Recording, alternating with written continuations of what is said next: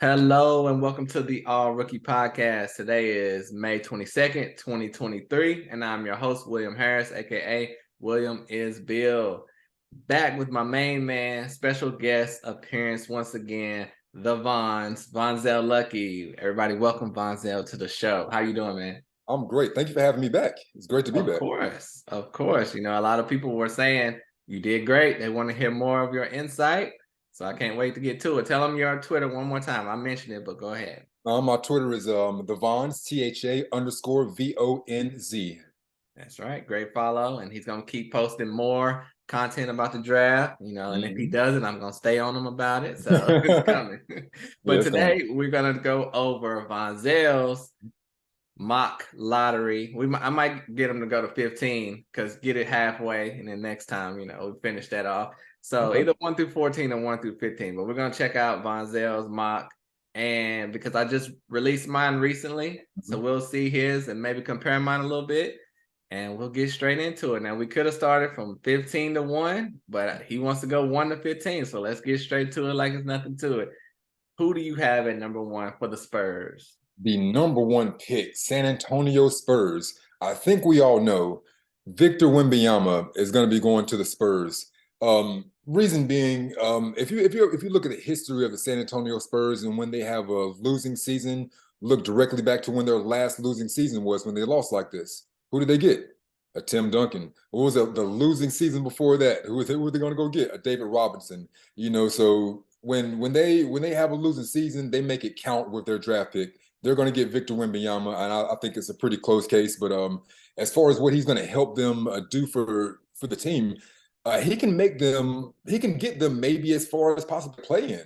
And not just because I'm not just saying that because of how tall he is, the fact that he can, rebound, pass, shoot, has all these skills. He has Greg Popovich as a coach. And right before the season started, Greg Popovich was like, "Don't expect us to go to the finals. Don't expect anything, yada yada yada." He actively let you know what they were going to do, last year. So with one of the best coaches in the NBA, I think they're going to do pretty well with him.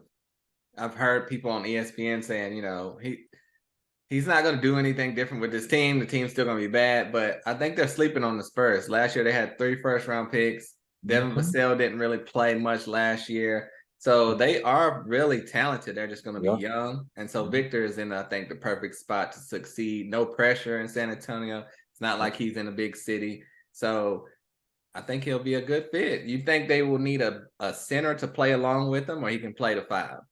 So the way that they have it now, you know all about Jimmy Sohan. But he's a power forward. But what they're going to do, what I believe they'll have him do is whenever they have a big body on defense, he'll be covering that body.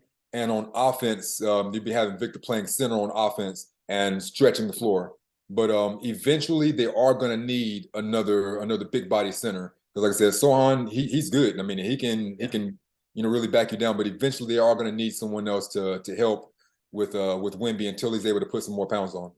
And he shouldn't have too much of a problem because unless you're playing Jokic or Embiid, most people Sohan can probably hang with. And Victor has that long wingspan. So, okay, most of y'all probably expected that. But let's see. The Hornets are in a tricky spot at number 2, some consider. So, who do you have them taking? I'm sure it's between 2 guys, right? It is. It is between 2 guys. And I live here in Charlotte. I'm a Charlotte Hornets fan. But I'm going to talk about it, rationally, that the way that anyone would be able to look at this and understand why this person is going to be picked at number 2. All right, so for the Charlotte Hornets, if you look back at the news over the past year and a half to 2 years, we had Miles Bridges. He was one of our top leading points. He was arrested for domestic spousal abuse. He eventually pleaded no contest, but he missed the entire season of last year. So whether or not you've seen that in the news or not, that's something that the Hornets are dealing with from a public relations standpoint of having someone that's dealing with a police issue in Miles Bridges. Another player, this is all within the past, year and a half. We had a player, James Bouknight. He was drafted just a couple of years ago, and he had a run-in with the police at DUI to where he fell asleep in the parking lot of his apartment complex. When he woke up, he drove his vehicle into a police officer's car, had a gun in the car with him as well. That was another, like, whether or not you know that outside of Charlotte, this is something that they're dealing with from a public relations standpoint, and he's still on the team. Also within the past year and a half, 2 years, we had a player, Montrezl Harrell. Directly at the end of the season, he was caught with marijuana in his car and pulled over. That's another thing the Charlotte Hornets were dealing with from a public relations standpoint. All right. So those three things, those outside of basketball things that we're talking about, dealing with the public relations issues with the Charlotte Hornets and the police. So if we're going to talk about bringing in and what player the Charlotte Hornets is going to bring in, it has to be Scoot Henderson. The reason is Brandon Miller is whether or not he was indicted or implicated in the murder of that young woman or not, that is still something that's hanging in the air over him. And the Charlotte Hornets cannot afford to bring in another person that has a public relations issue in that manner. So talent. I'm a big Brandon Miller fan. Like I said, he's a 6'9" guy that can shoot.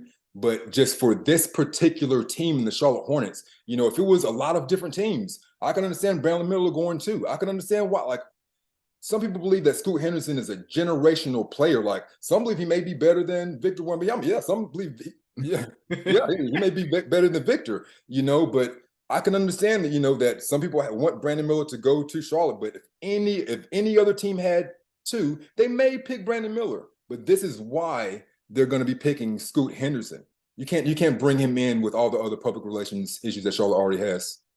And if you don't know, Brandon Miller was in trouble for allegedly bringing a gun to his friend. Then his friend used that gun to shoot a woman and kill the woman. But those are good points. I would just have to say, if Brandon Miller was not in that scenario, both slates are clean, would you still go with Scoot? Or would that change it for you? It would be a little tougher. Like, I would have to look into it a little bit deeper. But if you're saying that if he doesn't have that character issue right there, I'm still looking at how great Scoot Henderson's character is. You can go back, you can look at his mother and father, all of his brothers and sisters. You can look at Scoot Henderson from 7, 8, 9, all the way to now. Like, his history is documented as not just a stand-up basketball player, but as a human being. And when you're looking to bring on players, like, even outside of basketball, you want to bring in good character people. So if Brandon Miller didn't have that character issue on him, and they're just neck and neck, I'm looking at Scoot Henderson, like, his character is, and as a human, he's up there. So that's what I'm saying. So where some people believe he should be the number one pick. He believes that way. He's been training like for his entire life, to be in this position. And he just so happened to be coming into a draft with a guy that's, 7 foot, 3, 4, 5 or whatever, but yeah, even I would probably say Scoot regardless. Okay, I just have one more question about this. The fit. Do you think he will fit well with LaMelo? Because LaMelo is a ball dominant point guard. Scoot is a ball dominant point guard. That height difference, I think, will be in their favor. But how you think that fit will work? You think LaMelo will end up being shipped out eventually? If it doesn't, like, does that trick things up for you? The only way that LaMelo will get shipped out right now, just looking at what's been happening so far, so it's not going to be on because his production is bad. He's had some injury issues, but outside of that, I wouldn't see any issue with him being shipped out unless he wanted to be shipped out. Yeah. But the history of LaMelo Ball, if you look back for him, like, he's documented as well. We talk about a Scoot Henderson. You can look back at a LaMelo Ball from 5, 6, 7, 8, 9, 10 years old. Like, it's all over YouTube. And do you know what position he was playing all through 8, 9, 10, 11, 12, all the way until he got to, almost the pros? Shooting guard. Because his brother Lonzo Ball was playing point guard. His entire life, he's grown up with a ball dominant point guard that passes the ball around, but he's been playing the 2 guard. So regardless of if he's on the court playing point guard or shooting guard, he plays basketball the exact same way. So it's not going to matter with Scoot. And Scoot is just a winner. So when you put those 2 guys on the court, it's going to work. I will believe. Right, and that's an excellent point. That's why you see I have the Vons on the show today. I didn't even think about that. True, he has been playing with Lonzo his whole life. My thing was, Scoot's not going to come in being like, I have to have the ball this many possessions. It's not like Kobe Bryant in his prime or something where someone's coming in and it's going to be an issue. So I think they would fit and share the ball. And I mean, they're a losing team thus far, so no one really should have too much of an ego anyway. But I think it'll be fun. I'm worried about the coach. I think We need a better coach, but other than that, I think the fit will be fine. Yeah. Okay, so with all that being said about the second pick, are you swinging out of left field for the Blazers with the third pick, or going right where we were? Dun-dun-dun, dun-dun-dun. The Oh, third pick, we're about to get a little crazy here. uh-oh. Okay. So one team in the draft, they didn't have a pick here. And they had we're just bringing up Lonzo Ball here. They had a really bad season because their star Lonzo Ball, they don't know if he's actually going to be able to play basketball ever again, honestly. But at least last year he wasn't able to play. So it would have been nice if they would have had a draft pick, somewhere in the lottery. Don't have that. So with the third pick, I have Portland Trailblazers who would have been, picking third, trading their pick, Okay. trading their pick to the Chicago Bulls, along with Anthony Simmons, I'm sorry. They're bringing back DeMar DeRozan. The number 3 pick, the Chicago Bulls will be selecting Brandon Miller. Oh. So with that trade, Brandon Miller will be with the Chicago Bulls as well as Anthony Simmons. So getting rid of DeMar DeRozan. DeMar DeRozan, he's someone that's going to give you 20, 23, 24 points every single season. He's getting a little bit older in age, but he matches the timeline of a Damian Lillard.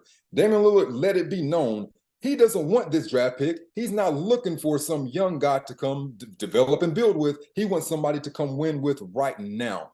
Now, if you look at Simmons, Simmons played, let's see how many games Simmons played. Simmons played over 62 games last year. And with the NBA, they said the players have to play at least 20 minutes and 65 games to be eligible for any kind of MVP or all NBA honors. Simmons is an under the radar player. He plays a lot of games and he's going to give you 20 some odd points a game. So Chicago bringing in Brandon Miller and Anthony Simmons is going to be great for them. Portland, be incredible. And Portland, you're going to be able to free up Sharp. That's another person I don't know if everyone around the NBA has been able to really experience or see at how good this kid is. But if you have to give Sharp a little bit more room to grow, and shipping out Anthony Simmons, who's a very good player, frees up more space for Sharp. So now you got Dame, Sharp, and DeMar DeRozan. A few more moves, and it's gonna help you get in, maybe playoff. Get Dame in the playoffs, and he can give you some Jimmy Butler action. Just get Dame into the playoffs. And this may seem far-fetched to you, but this is what the Blazers are actually talking about in real life. As great as this third pick is, as great as a generational player Brandon Miller or Scoot could be, who is right here, they are considering trading the pick to fit Damian Lillard's timeline for his career, which I think could be a mistake because he'll be 33, I believe, this year. Mm-hmm. But if they go that route, that's very possible. I think that would be a huge win for the Bulls, and that could totally change their franchise around, especially getting Simons as well. So, I mean, that just blew my mind. I love that, though. And there will be some crazy trades and wackiness going on in the NBA on draft day. I love it. I can't even dispute it. So let's just move right along to number 4 with the Houston Rockets. Who you got? The number 4, the Houston Rockets, I have them selecting Amen Thompson. All right. So with the Houston Rockets, they got Kevin Porter Jr., they have Jalen Green. And as far as someone that's going to put the ball in the basket for them at the 1 and the 2, they're a little short of talent. They're short of talent. I mean, there's a reason why they are where they are in the draft. And if they could have got the number 1 and the 2 pick, that would have been ideal for them. But they have to go with the talent right now. So I have them going with another guard that's going to be able to actually distribute the ball. Kevin Porter Jr., he can pass. Jalen is not someone that's looking to facilitate for you. So having Amen, he's a high-level athlete. He's immediately going to go in there, average a high number of assists, is going to be able to play a good amount of defense, get up and down the court in transition, just like the Houston Rockets already like to do with a young team. Get up and down the court, score as many points as they can in transition. So he's going to help them a lot with that. And like I said, passing the ball. They desperately need someone that can pass the ball on that team. Yeah, so you think that'll be a smooth transition, just moving Kevin Porter Jr. to the 2 guard or 3? They're going to have to figure out a way to how to work that, because all 3 of those guards are going to have to see a good amount of minutes. What I do believe is going to happen as soon as they get Amin Thompson in there. See, I've been watching a lot of Overtime Elite over the past week and a half or so, and I don't know if people understand like how different the level of competition that they were facing in Overtime Elite versus college and the G League and what they're about to experience in the NBA. So as good as Amin Thompson is and have him going forth, I'm not necessarily sure that's someone that you want to start right away. So we'll have to see with that. That's someone that you're going to need to be getting some playing time. So I believe he'll be getting rotated in with Kevin Porter Jr. and Jalen, but I'm not sure that he's going to be starting day one. Yeah, and the Rockets, they're one of the more tricky teams. You think it's an easy selection because they're a rebuilding team. You said they're lacking talent. I think they're really just super young because I'm a believer in Sengun. I'm a believer in Jabari Smith. I thought Jabari Smith should have been the number one pick coming out of college last year. It didn't work out so well. I think mainly because of the team. It's kind of a weird mixture there, and they're just too young. But Amen coming in, I would select him as well. But then a wrench has been thrown in by James Harden saying he'd want to come back to Houston. Mm-hmm. And they've also said they would consider trading a pick like Portland. So it's kind of a cluster in Houston. So if they keep the pick, you just got to go with the best talent. I mean, what do you say if James Harden comes back? Still take Amen or go a different route? No, if James Harden comes back, then it depends on what all you're sending out. That's tough because if James Harden's coming back, what are you sending out? Because you're sending out more than just that pick. Well, I think he's free to come. I think it's He's unrestricted free agent. I think so. Wow. Yeah, if he's unrestricted and there's going to be no sign and trade or no nothing like that, then I don't know. I don't know either. The Rockets are a mess, man. I don't know. I think they should trade the pick if Harden comes and then try to get another vet to go with him probably. That'd be nice. Yeah. All right, so moving on from the Rockets. It's going to get a little easier after this. But I say that, but the Pistons have quite the selection here at number 5. Who do you have on your? So far, we've been aligned 1 through 4. We have the same 1 through 4. So let's see if it takes a turn here at 5. I think it will because I had to move. I've moved this person around, from 5 to 10, and at number 5, I have the Detroit Pistons selecting Asar Thompson. Okay. All right.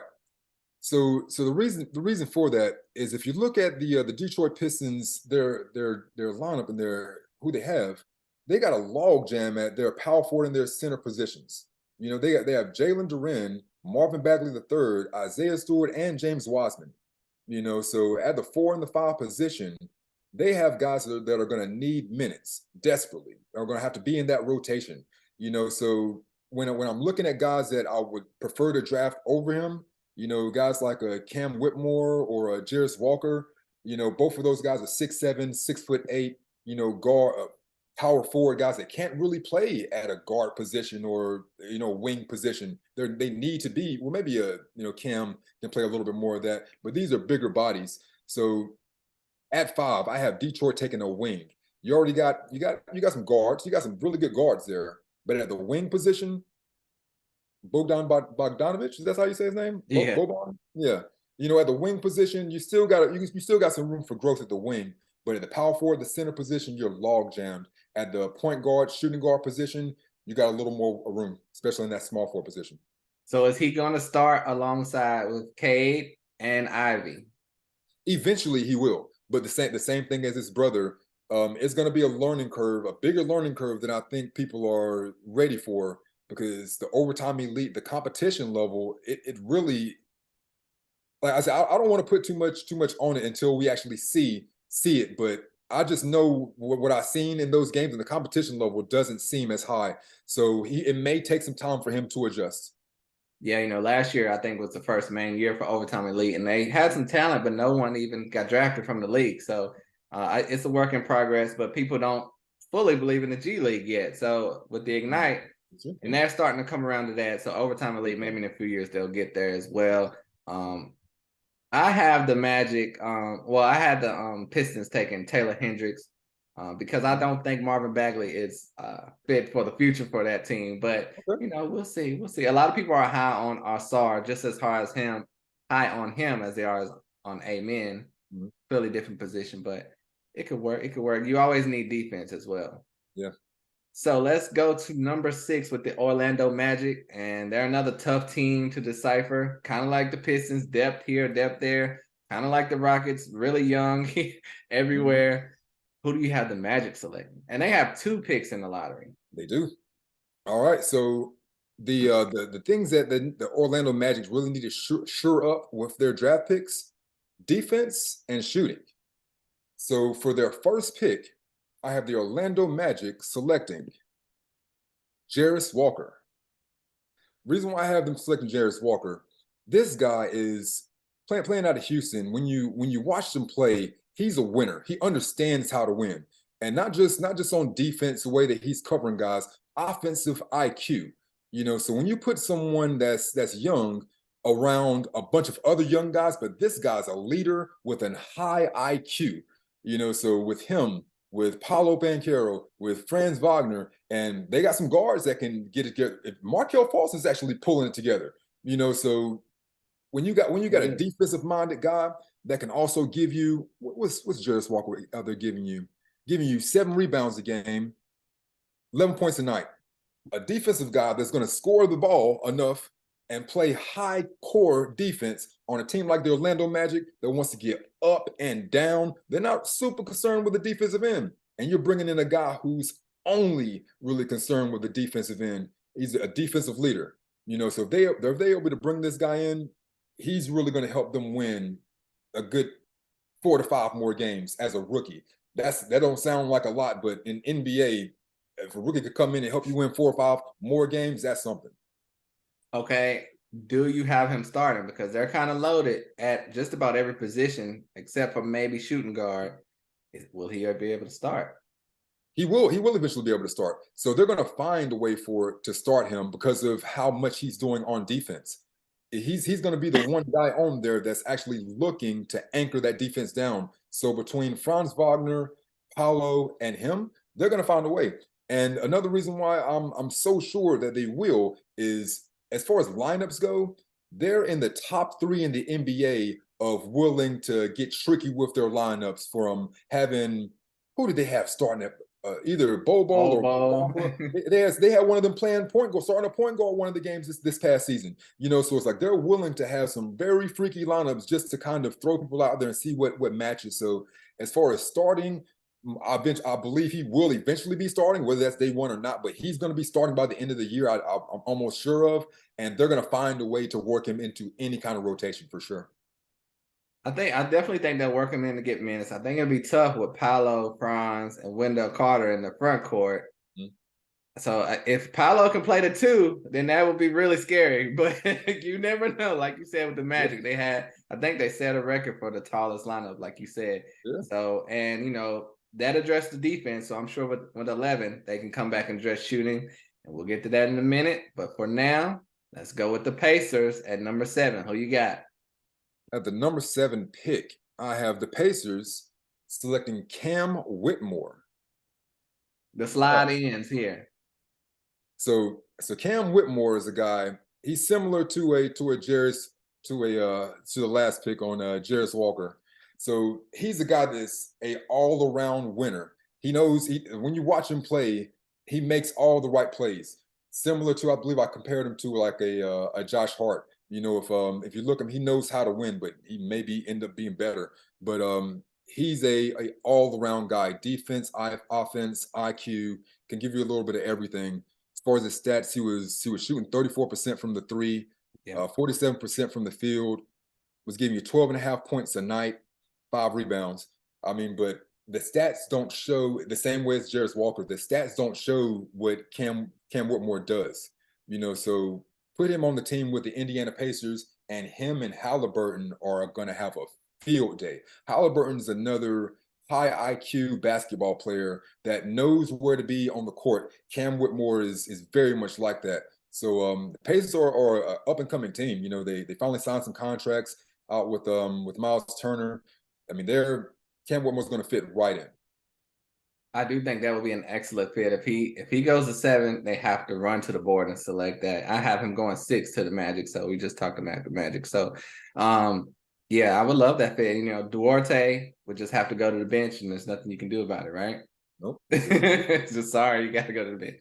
All right, moving up to number 8, the Wizards. Now, this was probably the hardest team for me to mock because of my belief in the point guards in this draft. Monte But Morris. right. Because of the point guards on the team and in the draft. So, but it's pretty clear, like you said, they're looking for a point guard. Did you go that route? So with the let's see, with the eighth pick in the draft, I had the Washington Wizards selecting Anthony Black. Me too. Me too. So Anthony Black is one of my sleeper favorite picks, my favorite players of this entire draft. Wow. One of my sleeper favorite players of this entire draft. Now, he's 6'7", 198 pounds. He only shot 30% from the three-point line. You know, so why is he a sneaky favorite? Can't shoot the three-point line in 2023 in the NBA. He shot 70% from the free throw line, not wowing, not wowing at all. He gave you 5 rebounds a game, 4 assists per night. He gave you about 1 block and 2 steals per night, averages 13 points a game. This guy right here is going to be able to play the 1, the 2, or the 3 at 6'7". He's going to be able to guard the 1, the 2, or the 3 on defense. He's going to be able to get to the hole at almost will, and he can pass. He's a willing passer and a willing defender. He's someone similar to a Cam Whitmore or a Jarris Walker, that he knows where to be on the court. He wants to win. He's going to do anything that it takes. He is a pure dog out there. And if he was a better shooter, he would be way higher on my list. But as it stands, you got a guy that can pass and dribble and play excellent defense and guard at the perimeter. So Washington Wizards, they desperately need someone that can pass the ball, because you got Kuzma and Bradley Beal out there. They want to get some shots up. They need someone that's going to pass the ball and not worry about getting shots. That's Anthony Black. Yeah, I mean, I had to go that route as well. I'm not sure if he's going to be a full-time point guard or not, but if he is, I think it'll be a good selection for sure. So I think they probably need to get Bradley Beal out of there and rebuild full on, but we'll see. Moving on to number 9, the Utah Jazz, the tanking team that we all thought would have the top pick, but they ended up winning some games this year. Who do you have the Jazz selecting at 9? At 9, I have the Utah Jazz swinging for the fence on a project, really. But I don't even look at them too much of a project. But for them, I have the Utah Jazz selecting Leonard Miller out of the G League Ignite. I like it. Now, with that pick, a lot of people would say Taylor Hendricks. He's been slotted a little bit higher than I'm going to have in my draft. But Leonard Miller, there's something to be said about the G League if you watch him. I started watching the G League, because of Scoot, and when I'm looking, I keep looking, I'm like, who is this? Who is this guy? And then I'm looking at, who is this guy? Then I go back, who is this guy? It's Leonard Miller. I'm like, what in the world? It's like he's up and down the court. He is going to get you rebounds. And he can shoot free throws. He's going to get to the free throw line. He shoots from the field. He's shooting 55% from the field. Now, shooting three-pointers, he's not great at that just yet. He's only shooting 32% from the three-point line.